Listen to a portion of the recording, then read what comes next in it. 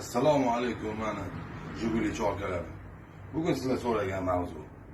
Ketdik. Birinchi masala. Yaxshilar ahamiyat beramiz. Bu motorni oldi qismi. Buni hamma biladi. Motorda oldi krishka degan narsa bor, alyuminiy. Mana katta shkif. Remenni aylantirib beradigan narsa. Buni ko'rgansizlar. Shkifda yaqinroq ko'rsating.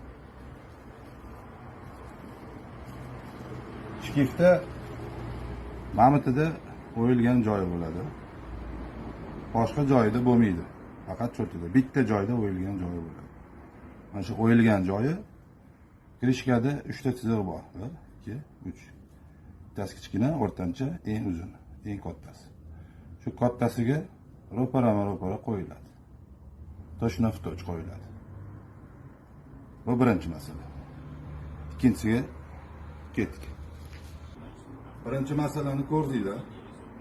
Yana bir marta aniqroq qilib ko'rsataman. Keling. Mana pastdagi katta shkif. Parreni tagida turadigan katta shkif. Buni burchagida kichkina metkasi bor. Shu mana alyumin krishkadagi eng katta uzunchoq metkaga keladi. Mana shu. To'g'ri keladi. Keyingi masala tramblyorni turish holati. Past ko'rdinglar. Shunchaga ega bo'ldinglar. Qanaqa qo'yishlarni. Endi tepada tramblyor turish holatini aniq qilib ko'rsataman. Okey. Mana tramblyor turish holati. Kimdadir uchi bu yoq tomonda turadi, kimdadir xuddi shunaqa turadi. Mana yana bir marta ko'rsataman. Tramblyor uchi, mana uchi.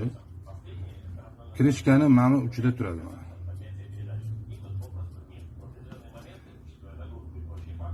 Alyumin qulog'i bor, ko'rinib turibdi. Menimcha ko'rinayotgan bo'lsa kerak sizlarga. Mana shu birinchi qulog'iga to'g'ri turadi.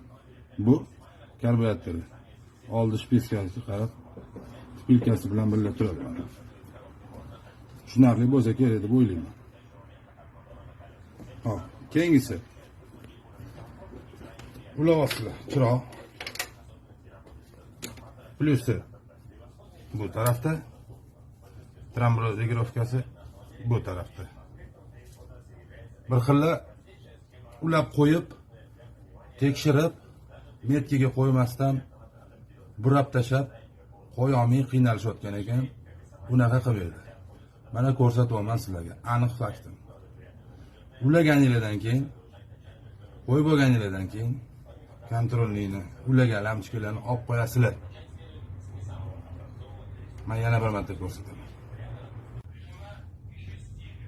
Ko'rgan bo'lsanglar videoda bundoq qilib ulovdan. Ko'pchilik aytibdi, menda yonmayapti deydi. Yurg'izish kerak bo'ladi. Chapga yoki o'ngga. Chapga qo'ydik. Mana shu holat. Keyin birodarlar, Jiguli akalar. Bu qolib ketmasin ulovli. Buni olib qo'yinglar. Olib tashlaylar. Mana ko'rdinglar akalar. Iloji boricha aniqroq qilib ko'rsatdim. Tramblyor turish holatini, metkasini, babinaga ulagan smilarni qanaqa bo'lishini. Sizlardan iltimos. Faqat metkaga qo'yib regirovka qilinglar. Bo'lmasam joyini yo'qotib qo'yasizlar. Bir xilla qiynalayotgan ekan. Hop, bir xilla shunaqangi chiroyli qilib qo'yayotgan ekan. Iloji yaxshi ham bo'lgan ekan. Bir xillada aksi bo'ldi. Iloji boricha mana shu ko'rsatganimdek aniq tiniq qilib qo'yasizlar. Kam ko'sti bo'lsa, degi gaykasini bo'shatib, chapga o'ngga ozgina surib to'g'rilab olasizlar. Bo'ldi, muammo yo'q. Ko'rdinglar, qo'yib bo'ldik, hammasi tayyor, qotirdik tramblyorni. Zavod ko'ramiz.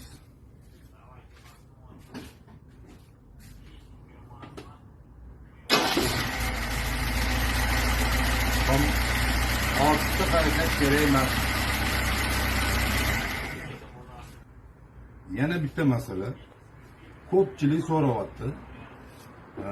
Qaysi holatda qanaqa tremblorda bo'ladi?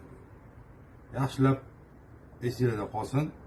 Bu kontaktli tremblor. Bunga devo babini qo'yish qiyinroq, yaxshi chiqmaydi. Kimda elektronli tremblor bo'lsa, damazni babinasi ko'rinishi mana shunaqa bo'ladi mana. Damazni babinasi faqat oyog'ida farq bor, ikki tomoniga juda chiroyli tushadi. Damazni babinasini olasizlar. O'tida mana ikkita razyomi bor, sim tiqadigan joyi. Yaqinroq olib kelasiz. Bu yerda ham mana ikki tomonlama sim bor. Постоянный zajiganadan keladigan plus, tremblordan qaytadigan minus. Elektronlikda faqat ko'proq bo'ladi simi. Xuddi shunaqa bu yoq tarafdagini yig'ib turib bir joyga bitta shteker qilib bunga tiqasizlar. Bu yoq tarafdagi ham uchiga bitta shteker qo'yib, bunisiga tiqasizlar. Qotirib qo'yasizlar. Bo'ldi, simini olamiz. Bunga tiqamiz.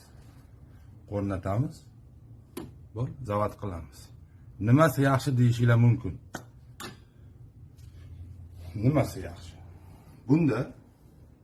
Bunga nisbatan kuchlanish volt katta. Ya'ni 110, 120 bo'lsa taxminan 160 va 170. Quvvati balandroq. Gazligilar ham so'rashgan, aka bizda gaz, mana bunaqa narsa. Gazdagi yuradigan akalarga tavsiya qilaman. Damazni babinasi. Iskarasi kuchli. Demak, svechaga ham to'liq tok boradi. Keyingi masala. Mana provodkani joylashishiga ko'pchilik ahamiyat bermaydi. Yaxshilab tushuntiraman.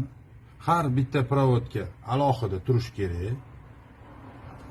Asosan Jigulida juda qiyin edi. Ko'pchilik aytadi, qaltirab ishlayapti, yaxshi emas. O'rtoqlar, har bittasi alohida turish kerak. Bir-biriga tegib qolish kerak emas. Magazinda sotadi plastmassasini. Alohida chiroyli qilib qo'yib, tegmaydigan qilib, korpusga ham emas, bir-biriga ham emas, osilib yotish kerak emas, o'tda betda. Alohida qilib qo'ysanglar, bundan kelayotgan tok, babinadan kelayotgan tok to'liq svechaga boradi. Bir-biriga tegsa, ishlamayotgan silindrdagi holatga kerak emas tok o'tib ketadi. Ishlayotgan silindrga 70% tok boradi. Shundan ham yutqizasizlar. Maslahatlar yoqqan bo'lsa, kamko'stlari bo'lsa, bemalol Telegram kanalida savollarni qoldirishinglar mumkin. Kuzatuvchilar, charchamanglar, sog' bo'linglar. Yana savollar bo'lsa, bemalol